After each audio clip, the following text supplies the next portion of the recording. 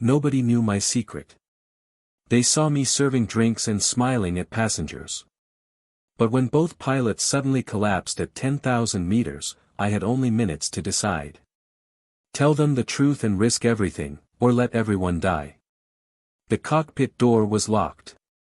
Time was running out. Before you watch full story, comment below from which country are you watching. Don't forget to subscribe for more amazing stories. My name is Sarah Mitchell. I am 32 years old. Every morning I wake up at 5 a.m. I put on my blue flight attendant uniform. I check my appearance in the mirror. I smile. Then I go to work. Passengers see me as a simple cabin crew member. They see someone who brings them coffee and snacks. They see someone who answers their questions with a smile. They don't know the truth about who I really am. 3 years ago, my life was completely different. I was not a flight attendant. I was a commercial airline pilot. I flew Boeing 737 aircraft across Europe and Asia. I had 9,500 flight hours in my logbook. I was a captain. People called me Captain Mitchell. I wore 4 golden stripes on my shoulders. I sat in the cockpit and controlled planes carrying hundreds of people. I made decisions that kept passengers safe. I landed planes in bad weather.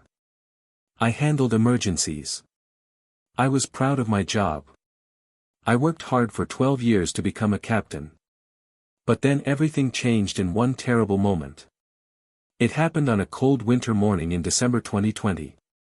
I was flying from London to Paris. It was a routine flight. Nothing special, just another day at work.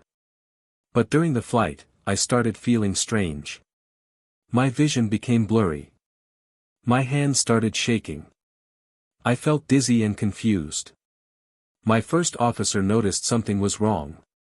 He asked if I was okay. I said yes, but I was not okay. Something was very wrong with my body. We landed the plane safely in Paris. But after landing, I collapsed in the cockpit. The airline doctors examined me. They ran many tests. The diagnosis was serious. I had a condition called vestibular neuritis. It is a problem with the inner ear that affects balance and vision. The doctors said it was caused by a viral infection in my brain. For 4 months, I could not walk properly. I could not drive. I could not even stand without feeling dizzy. The room would spin around me. I felt sick all the time. My career as a pilot was suddenly over. The Aviation Medical Board reviewed my case. They made their decision. They took away my pilot license. They said I could not fly anymore. Not until doctors proved I was completely healthy again. Not until I could pass all the medical tests. I waited for 6 months. Then 1 year. Then 18 months. I did physical therapy. I took medicine. I did balance exercises every single day. Slowly, I got better. But the medical board moved very slowly. They kept asking for more tests. More proof. More time. Meanwhile, my savings ran out. My bank account became empty. My son needed money for college. The bills kept coming every month. Rent, electricity, food, insurance. I had no income. No job. No hope. I applied for my pilot license again and again. Each time, they said, not yet. Each time, they asked for more tests. Each time, I had to wait longer. The money was gone. I was desperate. So I made a difficult decision. I applied for a flight attendant position with the same airline where I used to be a captain. I needed money immediately. My son's college tuition was due. I had no other choice. I used my maiden name on the application, Sarah Parker instead of Sarah Mitchell.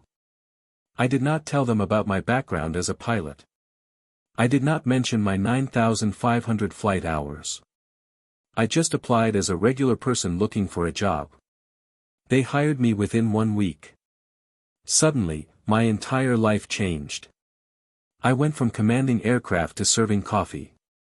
I went from making life and death decisions to asking, chicken or fish. I went from wearing 4 captain stripes to wearing a simple name tag. Every single day hurt my pride. Every time a pilot walked past me without a second glance, it hurt.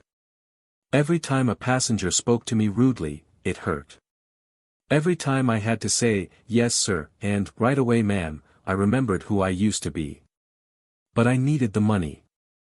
My son needed to finish his education. So I smiled. I served drinks. I cleaned up trash. I pretended everything was fine. Nobody at the airline knew the truth. The other flight attendants thought I was just like them. They thought I had always been cabin crew. The pilots treated me like regular staff. They never looked at me and thought, this woman could fly this plane better than us. Passengers saw me as someone who brought them blankets. Someone who demonstrated the safety procedures, someone who was there to make their flight comfortable, nothing more. My secret stayed hidden for 2 years. 2 long years of smiling while my heart was breaking. 2 years of serving drinks while I missed the cockpit. 2 years of pretending I was someone I was not. Until the day everything went wrong. The day started like any other day. My alarm clock rang at 4:30 a.m. I opened my eyes in the darkness. For a moment, I stayed in bed. I did not want to get up. I did not want to put on that uniform and pretend again. But I had no choice.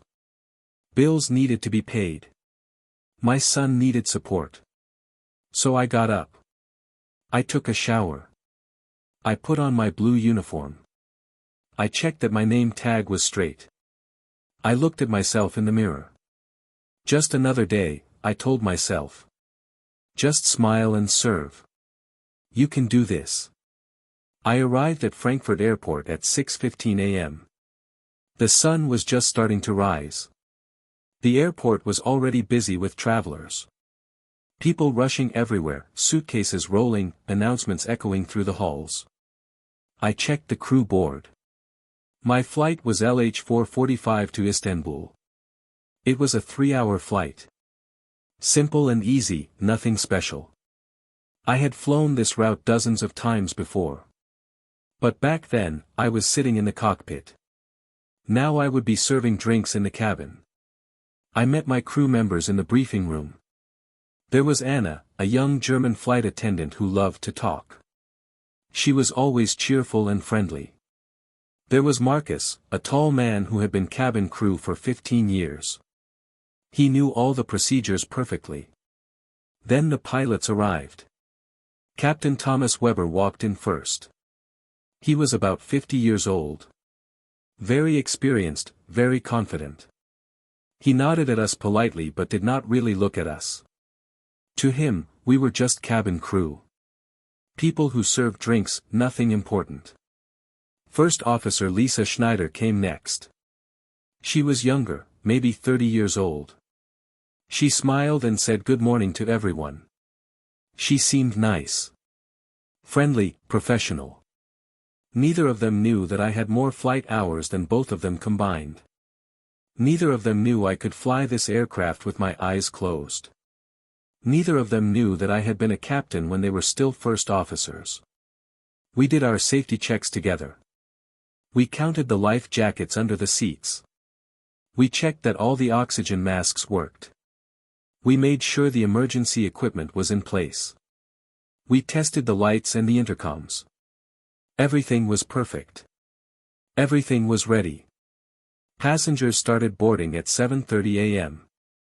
Business people with laptops and briefcases, families with excited children. Elderly couples holding hands. Students with backpacks. A total of 146 passengers. They smiled at me as they entered. They asked for help with their bags. They asked questions about the flight time. They asked where the bathrooms were. They treated me like any flight attendant. Just someone to help them, nothing special. I helped them all. I smiled at everyone. I answered every question. I stored their bags in the overhead compartments. I showed people to their seats. A businessman in seat 12D asked me if we would have Wi-Fi on this flight. I said yes. He thanked me without looking up from his phone. A mother with twin babies in seat 20B asked for extra blankets. I said I would bring them right away. She looked stressed and tired. An old man in seat 8A asked me about the weather in Istanbul. I told him it would be sunny and warm. He smiled and said that sounded nice. Nobody looked at me and thought, this woman could save our lives today. Nobody knew the truth. The boarding was complete at 7:55 a.m. I walked through the cabin one final time. I checked that all seatbelts were fastened. I checked that all bags were stored properly. I checked that seat backs and tray tables were in the upright position. Everything was ready for departure. I went to my jump seat near the front of the plane. I sat down and fastened my seatbelt. Through the window, I could see ground crew preparing the aircraft. I could hear the pilots talking to air traffic control on the radio. The familiar sounds of pre-flight preparation. The cockpit door closed with a heavy metallic sound. Click. It locked automatically. The pilots were now sealed inside the cockpit. We were sealed outside with the passengers. This was normal. This was standard procedure after September 11. Cockpit doors were reinforced. They were designed to be impossible to break. Captain Weber's voice came through the speaker system. Good morning, ladies and gentlemen. This is your captain speaking. Welcome aboard Lufthansa Flight 445 to Istanbul. Our flight time today will be approximately 3 hours. We will be flying at an altitude of 10,000 meters. The weather looks excellent. Please sit back, relax, and enjoy your flight. The passengers settled into their seats. Some opened books. Some put on headphones. Some closed their eyes to sleep. They felt safe. They trusted that everything would be fine. The plane pushed back from the gate at 8:05 a.m. I felt the aircraft move backward. Then we stopped. The tug disconnected. The engines started with their powerful roar. That familiar sound that I knew so well. We began rolling toward the runway. I closed my eyes for a moment. I could feel every movement of the aircraft. After 9,500 flight hours, you develop a sixth sense. You can feel everything the plane is doing. We reached the runway. The engines increased power. The sound grew louder and louder. The plane started accelerating. Faster and faster. I felt the speed building. 100 kilometers per hour. 150, 200. 250. Then I felt the nose lift. The front wheels left the ground. Then the back wheels. We were flying. Frankfurt disappeared below us. We climbed through some clouds. Up and up. The engines worked hard to gain altitude. The nose pointed upward. After 15 minutes, we reached 10,000 meters. The engines reduced power to cruising thrust. The nose leveled off. We were at cruising altitude now. The flight was stable and smooth. The seatbelt sign turned off with a soft ding. Captain Weber announced, "Ladies and gentlemen, we have now reached our cruising altitude. You may move about the cabin. Flight attendants, you may begin your service." I unbuckled my seatbelt and stood up. Time to start the beverage service, just another routine flight. Or so I thought. Anna and I started pushing the beverage cart down the aisle. We had done this hundreds of times before. It was routine. Automatic. Smile, ask what they want, pour the drink, move to the next row. Would you like something to drink? Coffee, please. Milk and sugar. Just black, thank you. Pour. Serve. Move on. Would you like something to drink? Apple juice. Here you go. Thank you. Pour. Serve. Move on. Over and over again, row by row. The plane flew smoothly. The engines hummed steadily. Everything seemed normal. Everything seemed fine. But then I felt something. It was not anything big. Not an alarm. Not a warning light. Just a feeling. Something was different. I stopped pushing the cart. I stood very still.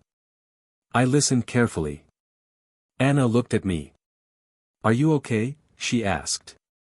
Yes, I said. Just checking something. I listened to the engines. They sounded normal. I felt the vibration through the floor. It felt normal. I looked out a window. The wings looked fine. Everything appeared normal. But still, something felt wrong. After flying for 14 years, you develop an instinct. You can sense when something is not right. Even small changes, even tiny differences. I decided to call the cockpit. Just to check. Just to make sure everything was okay. I walked to the front of the aircraft.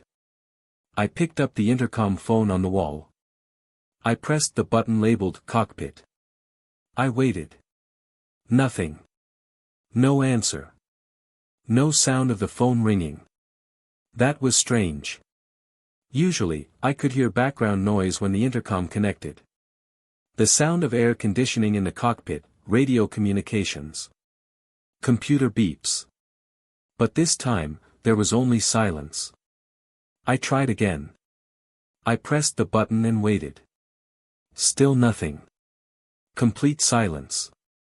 My heart started beating faster. This was not normal. Pilots always answered the intercom. Always. It was basic procedure. They had to maintain communication with the cabin crew. I tried a third time. This time I spoke into the phone. Captain Weber, First Officer Schneider, this is cabin crew. Can you hear me? Please respond. No answer. Just dead, empty silence. Now I was worried. This was definitely not normal. Anna saw my face. She could tell something was wrong. She came over quickly. What is it? She asked. The cockpit is not answering, I said quietly. I did not want passengers to hear. Maybe the intercom is broken? Anna suggested. Maybe, I said. But I did not believe it. Modern planes have backup systems. They have multiple ways to communicate. They do not all break at the same time. There was an emergency buzzer next to the intercom. It was a special button that made a loud alarm sound in the cockpit. Pilots had to respond to it. It was impossible to ignore. I pressed the emergency buzzer. I held it down. 5 seconds passed. Nothing. 10 seconds. Still nothing. 15 seconds. No response. My hands started shaking. Something was very wrong. Marcus came over. He saw our faces. What is happening? He asked. The pilots are not responding, I said. The intercom does not work. The emergency buzzer does not work. Nothing works. His face went pale. What should we do? He asked. I looked at the cockpit door. It was locked. After September 11th, all cockpit doors became reinforced with steel. They were designed to stop terrorists. They were impossible to break. No matter how hard you hit them, they would not open. But now that same door was keeping us out. And we might need to get in. Try again, Marcus said. Keep trying. I tried 5 more times. The intercom, the buzzer. I even knocked on the door with my fist. Nothing, just terrible, frightening silence. I pressed my ear against the cold metal door. I listened as hard as I could. I heard nothing. No voices. No radio sounds. No computer beeps. No movement. It was like the cockpit was empty. But I knew it was not empty. 2 pilots were in there. So why were they not answering? My mind raced through possibilities. Maybe they were unconscious. Maybe there was a fire. Maybe they could not breathe. Maybe there was a medical emergency. Maybe something terrible had happened. I looked out the window. The plane was flying straight and level. The wings were steady. The engines sounded normal. Everything looked fine from the outside. But something was very, very wrong. I pulled Anna and Marcus to the side. I spoke in a very quiet voice so passengers could not hear. Listen to me carefully, I said. We have a serious emergency. The pilots are not responding to anything. We cannot contact them. We need to consider the possibility that they are unconscious or unable to fly the plane. Their eyes went wide with fear. But the plane is flying fine, Anna said. How is that possible? Autopilot, I explained. The computer is flying the plane right now. But autopilot cannot land. Eventually, we will run out of fuel. Then we will crash into the ocean or into mountains. Everyone will die. Marcus looked like he might faint. What can we do? He whispered. I took a deep breath. This was the moment. The moment I had to tell them my secret. The moment everything would change. There is one option, I said. But you need to trust me completely. They both nodded. I can fly this plane, I said. They stared at me like I was crazy. What? Anna said. What are you talking about? Before I became a flight attendant, I was a commercial airline pilot, I said quickly. I was a captain. I have 9,500 flight hours. I am trained on Boeing 737 aircraft. I lost my license because of a medical condition, but I am fully trained and capable. I can fly this plane. I can land it safely. They just stared at me. Their mouths hung open. You are a pilot? Marcus said. But you serve drinks. You are a flight attendant. I needed money, I said. My license was suspended. I could not get a pilot job. So I became a flight attendant. But I can still fly. I remember everything. My training is still there. Can you prove it? Anna asked. Yes, I said. If you let me into that cockpit, I will prove it. I will fly this plane and land it safely. But we need to act fast. Every second counts. Marcus looked at the cockpit door. How do we get in? He asked. There is an emergency access code, I said. Every plane has it. If the cabin crew enters the code and the pilots do not respond within 30 seconds, the door automatically unlocks. It is designed for exactly this situation. What if they are okay in there? Anna asked. What if we are breaking protocol? Then they will stop us from entering, I said. If they are conscious and alert, they can press a button to keep the door locked. But if they do not respond, it means they cannot respond. Which means we have to act, right now. I could see them struggling. Their flight attendant colleague was claiming to be a pilot. It sounded impossible. It sounded crazy. Please trust me, I said. 146 people are on this plane. Including us. We need to do something right now. Or we all die. Anna looked at Marcus. Marcus looked at Anna. Then they both looked at me. Finally, Marcus nodded. Okay, he said. Do it. We trust you, Anna added. I walked to the cockpit door. My hands were shaking. I had to enter the emergency access code on the keypad next to the door. The code was 5-2-8-4-3. All cabin crew members are trained on this code. But we are told to only use it in extreme emergencies. This definitely qualified. I entered the code carefully. Beep. Beep. Beep. Beep. Beep. A yellow light came on above the keypad. The code was accepted. Now there was a 30-second countdown. If the pilots were conscious and did not want us to enter, they could press a button inside the cockpit. This would keep the door locked. It was a security feature to stop hijackers from forcing crew members to open the door. But if the pilots did not press that button within 30 seconds, the door would unlock automatically. I watched the light. I counted in my head. 5 seconds. 10 seconds. 15 seconds. Please do not press the button, I thought. Please be unable to press it. 20 seconds. 25 seconds. The light stayed yellow. No response from inside. 30 seconds. The light turned green. Click. The door was unlocked. Nobody inside the cockpit had stopped us. That meant they could not stop us. I pushed the door open slowly. My heart was pounding so hard I could hear it in my ears. The door swung open. And I saw something that confirmed my worst fears. Captain Weber was slumped forward in his seat. His head hung down. His arms dangled at his sides. He was not moving at all.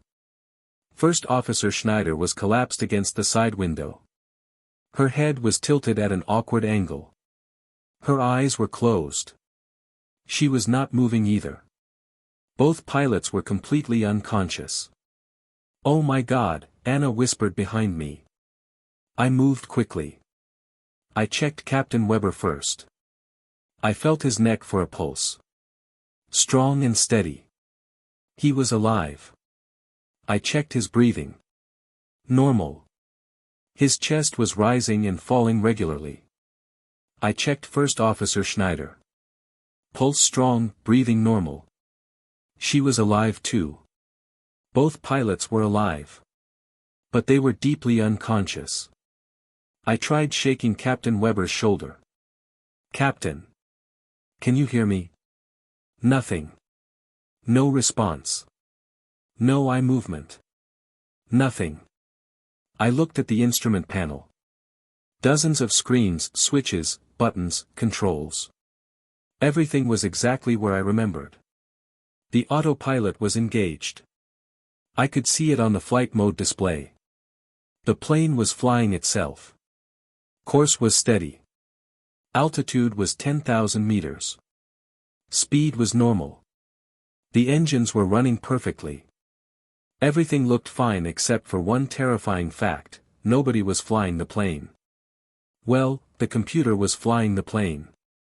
But the computer could not land. The computer could not handle emergencies. The computer could not think. The computer could not save us.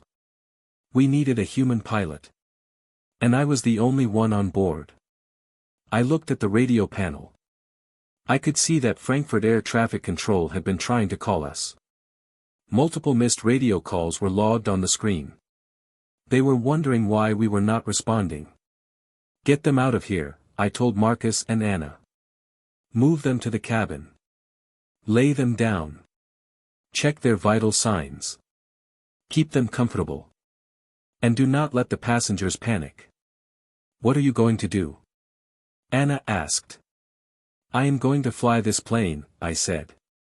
"Now go. Quickly." They grabbed Captain Weber under his arms. They started pulling him out of his seat. It was difficult. He was heavy and the cockpit was cramped. But they managed to drag him through the door into the cabin. Some passengers saw them. I heard gasps and shocked voices. "Is that the pilot? What is happening? Is he dead? Are we going to crash?" Anna and Marcus worked quickly. They pulled Captain Weber to the galley area and laid him on the floor. Then they came back for First Officer Schneider. More passengers saw. More panic started. Someone screamed. The pilots are unconscious. We are all going to die. I heard the fear spreading through the cabin. But I could not deal with that now. I needed to take control of the aircraft. I sat down in the captain's seat. The left seat. The seat I used to sit in every single day. My hands found the controls automatically. Muscle memory from 9,500 hours of flying. The yoke felt familiar in my hands. The throttles, the switches, the displays. Everything was exactly where it should be. I was home. I picked up the radio microphone. I selected the Frankfurt air traffic control frequency. I pressed the transmit button. Frankfurt Control, this is Lufthansa 445, I said. My voice was calm and professional. Years of training took over automatically. There was a pause. Then the controller's voice came through my headset. He sounded shocked but relieved. Lufthansa 445, Frankfurt Control. We have been trying to reach you. Why did you not respond? Frankfurt Control, we have an emergency, I said. Both pilots are unconscious. I am a qualified captain with 9,500 flight hours, currently working as cabin crew. I have assumed command of the aircraft. Requesting immediate priority handling and diversion to the nearest suitable airport. There was a longer pause this time. I could imagine the controller talking to his supervisor. This was not a normal situation. A flight attendant claiming to be a pilot, both actual pilots unconscious. 146 passengers in danger. Lufthansa 445, please state your full name and pilot license number. My name is Sarah Mitchell. License number is DE-CPL 85634. Status is currently suspended due to medical review, but I am fully capable and trained. I flew this aircraft type for 12 years as a captain. Another pause. Understood, Captain Mitchell. We are clearing you for emergency diversion to Munich Airport. It is the closest suitable airport, approximately 180 kilometers from your current position. Emergency services are being notified now. Descend to 8,000 meters.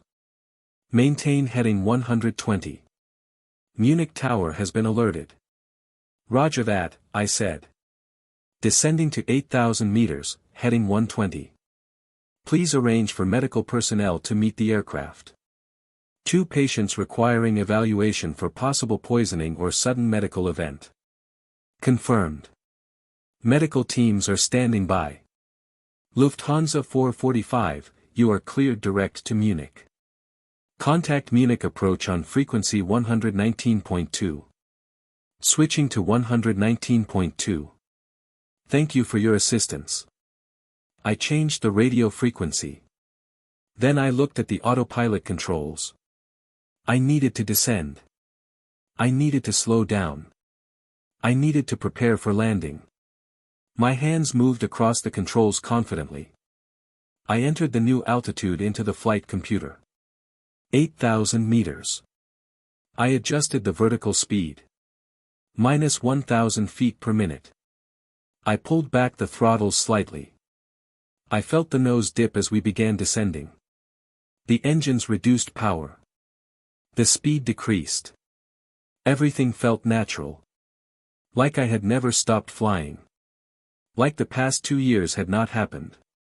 But behind me in the cabin, chaos was breaking out. I could hear passengers shouting. Crying, panicking, they had seen the pilots being dragged out unconscious. They were terrified. I needed to calm them down before panic took over completely. I picked up the PA microphone. I pressed the button. My voice echoed through the entire aircraft. Ladies and gentlemen, this is Captain Sarah Mitchell speaking from the cockpit. The cabin went silent. Everyone stopped talking. 146 faces looked up at the ceiling speakers.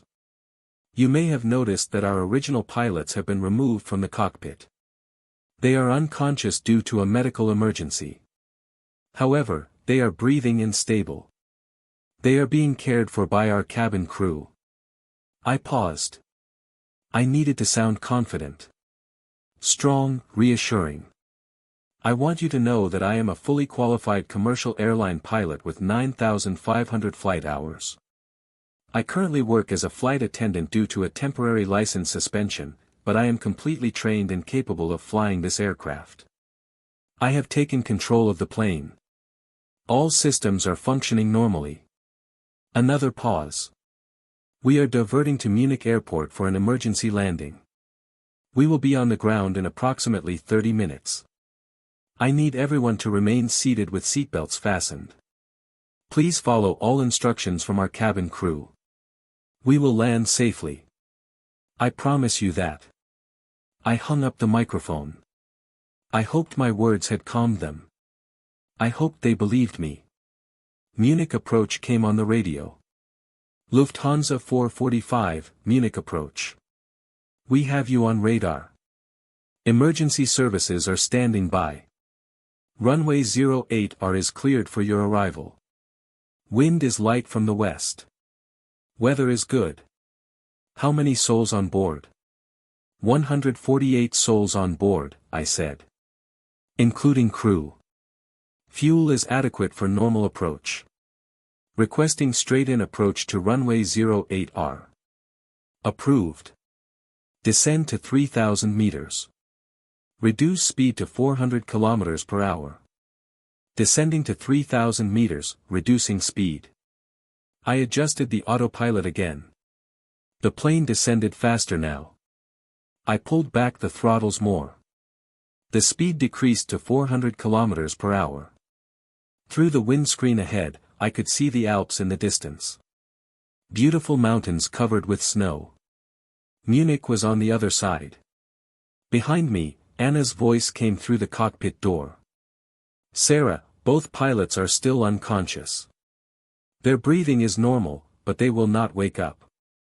Keep monitoring them, I said without turning around. Note any changes. Medical teams will be ready when we land. The passengers are very scared, she said. Some are crying. One man said he will sue the airline. Handle it as best as you can, I said. Tell them we are 25 minutes from landing. Tell them I have done this 1,000 times before. Tell them to trust me. Okay, she said. She left the cockpit. I was alone now. Just me and the airplane. The mountains got closer.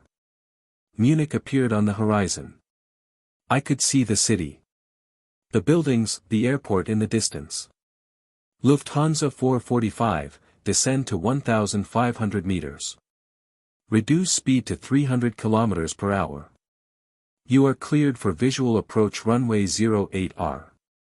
Descending to 1,500 meters, speed 300. Visual approach runway 08R. This was it. The real test, landing. Landing is the most difficult part of flying.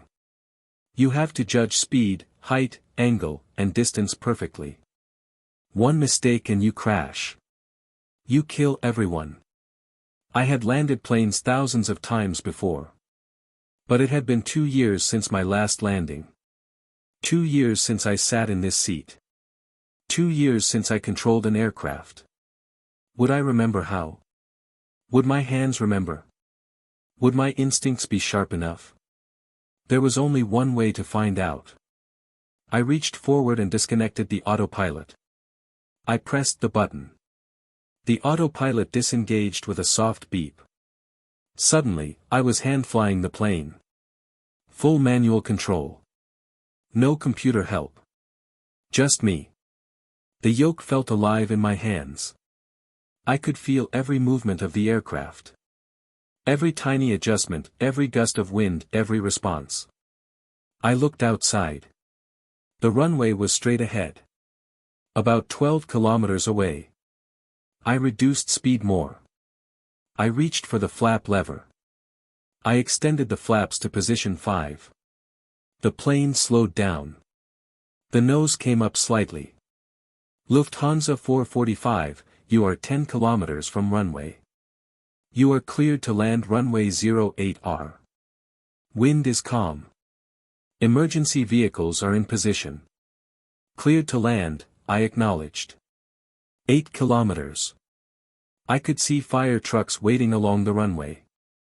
Ambulances, police cars, emergency vehicles with flashing lights. They were ready for us. Ready for whatever happened. 6 kilometers. I extended the flaps more. Position 15. The plane slowed further. 4 kilometers, flaps to position 25. Landing gear down. I felt the heavy thunk as the wheels extended and locked into place.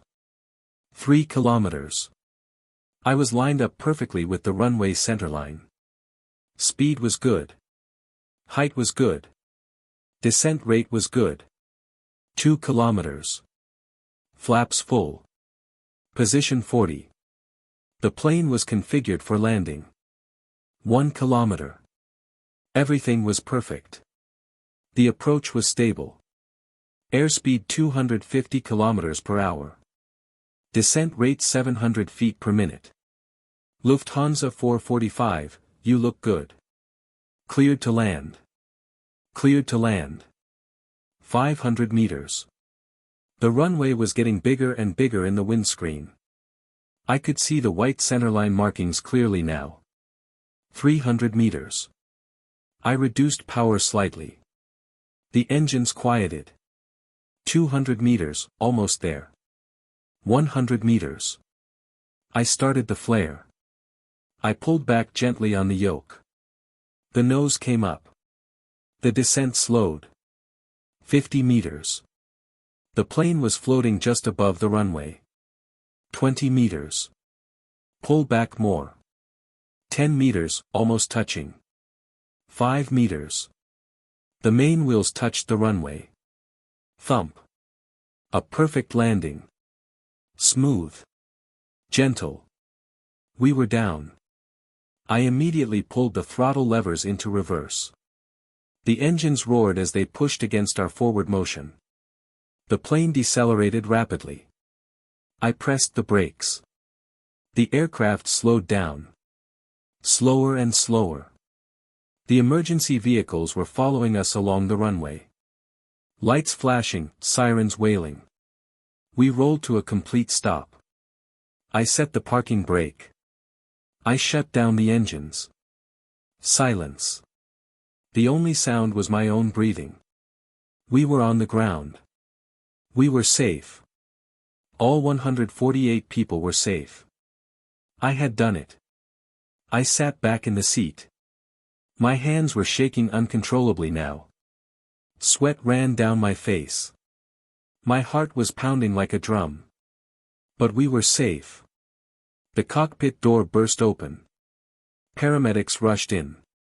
They went straight to where Captain Weber and First Officer Schneider were lying. They checked vital signs. They put oxygen masks on them. They started 4 lines. They loaded them onto stretchers. Airport officials came into the cockpit. They looked at me sitting in the captain's seat. They looked confused. "Who are you?" one of them asked. "I am Captain Sarah Mitchell," I said. "I flew this aircraft."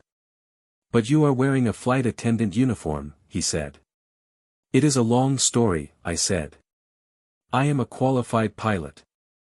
My license is currently suspended for medical reasons. But I was the only person on board who could fly. So I did. They asked for my documents. I gave them my old pilot license. I explained the whole situation. More officials came. Police, airline management, aviation investigators. Meanwhile, passengers were being evacuated through the emergency slides. I could hear their voices. Some were crying. Some were praying. Some were thanking God they were alive. One by one, passengers stopped at the cockpit door to look at me. The businessman from seat 12D. "You saved our lives," he said. His voice was shaking. "Thank you. Thank you so much." The mother with the twin babies. Tears ran down her face. "My babies are safe because of you," she said. I will never forget this. An elderly woman kissed my cheek. You are a hero, she said. A young student. I thought we were going to die. But you saved us. Their words made me cry. I had not cried during the emergency. I had been too focused. Too professional. But now, with the danger over, the emotions came flooding out. Anna and Marcus came to the cockpit. They hugged me tightly. You did it, Anna said. You actually did it. We knew you could, Marcus said. As soon as you sat in that seat, we knew everything would be okay. The next few days were intense. Investigators came from multiple agencies. Aviation safety, the airline, the aircraft manufacturer, government officials. Everyone wanted to know exactly what happened. They took blood samples from the pilots. They tested the cockpit air. They examined the aircraft systems. They reviewed every detail. The answer came 3 days later: carbon monoxide poisoning. A defect in the cabin heating system had allowed engine exhaust fumes to leak into the cockpit air supply. The poisoning was gradual. Both pilots had been breathing carbon monoxide for at least 45 minutes before they lost consciousness. The cabin air came from a different system. That is why the passengers and cabin crew were not affected. Only the 2 pilots in the sealed cockpit were exposed. The defect was small. A crack in a heat exchanger. It should have been caught during maintenance. But it was not. If I had not been on that flight, if I had not been a trained pilot working as a flight attendant, everyone would have died. The autopilot would have flown until the fuel ran out. Then the plane would have crashed into the mountains or the ocean. All 148 people would have been lost. But that did not happen. Because I was there. Captain Weber and First Officer Schneider recovered fully. They spent 4 days in the hospital receiving treatment for carbon monoxide poisoning. Then they were released. Captain Weber came to see me at my apartment. He shook my hand firmly. You saved my life, he said. You saved all our lives. I do not know how to thank you. You do not need to thank me, I said. I just did what any pilot would do. But you are not supposed to be a pilot anymore, he said. Your license was suspended. Yes, I said quietly. He looked at me for a long moment. That is going to change, he said. I am going to make sure of it. I am going to personally call the Aviation Medical Board. I am going to tell them what you did. They will have to reinstate your license. The media attention was overwhelming. News channels around the world reported the story. Flight attendant saves 148 lives. Hidden pilot hero. Woman lands plane after pilots pass out. My face was on television. In newspapers, online. People wanted interviews. They wanted my story. But I was tired. I just wanted to go home. 2 weeks after the emergency landing, I received a phone call from the Aviation Medical Board. Miss Mitchell, the official said. We have reviewed your case. Given your performance during the recent emergency, we are satisfied that you have fully recovered from your medical condition. We are reinstating your pilot license immediately. No restrictions. I could not believe it. Really? I said. Really? Yes, he confirmed. You demonstrated exceptional skill, judgment, and composure. You clearly have full command of your abilities. Your medical clearance is approved. Welcome back, Captain Mitchell. I hung up the phone and screamed with joy. My son came running from his room. What happened? He asked. I got my license back. I said. I can be a pilot again. We danced around the living room like crazy people. The airline called the next day. They offered me my old position back. Captain .4 stripes. Full seniority restored. We made a mistake, the chief pilot said. We should never have let you go. We would be honored to have you back in the cockpit where you belong. 3 months later, I walked into Frankfurt Airport wearing my captain's uniform. 4 golden stripes on my shoulders. Pilot wings on my chest. My first flight back was Frankfurt to Istanbul. The same route where everything had happened. But this time, I sat in the cockpit from the beginning. In the left seat, the captain's seat. My first officer was a young man named Stefan. He was nervous to fly with me. I was famous now. The pilot who saved 148 lives. Relax, I told him. I am just a regular pilot. Let us have a good flight. Anna was working the flight. She had requested to be assigned to my crew. She came to the cockpit before takeoff. It is good to see you here, she said, smiling. This is where you belong. Thanks, I said. It is good to be back. We pushed back from the gate. We rolled to the runway. The tower cleared us for takeoff. I advanced the throttles. The engines roared to life. We accelerated down the runway. Rotate, Stefan called out. I pulled back on the yoke. The nose came up. The wheels left the ground. We were flying. It felt like coming home. People ask me if I am angry about what happened. Angry that I lost my license, angry that I had to work as a flight attendant, angry about the 2 years of struggle. The answer is no. Those 2 years taught me important lessons. They taught me humility. They taught me that every job has dignity. They taught me that skills and expertise do not disappear just because circumstances change. They also put me in exactly the right place at exactly the right time to save 148 lives. If I had still been a captain, I would not have been in that cabin. I would not have noticed the problem early. I would not have been able to access the cockpit. Everything happened the way it was supposed to happen. Today, I fly the same routes I used to fly. Frankfurt to Istanbul, Istanbul to Athens, Athens to Munich. But now, when I see flight attendants serving drinks and helping passengers, I treat them differently. I respect them more. Because I know what they do. I know how hard they work. And I know that any one of them might have hidden talents. Hidden expertise, hidden capabilities that could save lives when the moment demands it. Captain Weber and I fly together sometimes. We have become good friends. We share a bond that only people who survived something together can understand. First Officer Schneider got promoted to captain. She invited me to her promotion party. We took photos together and laughed about the day neither of us can remember.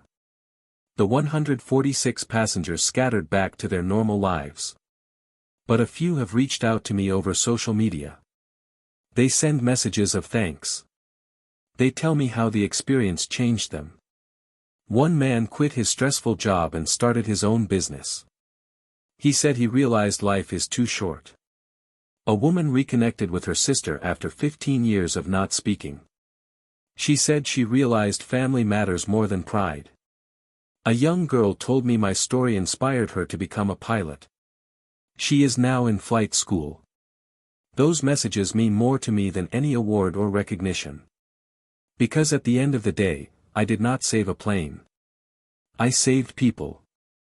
148 individual human beings with families and dreams and futures.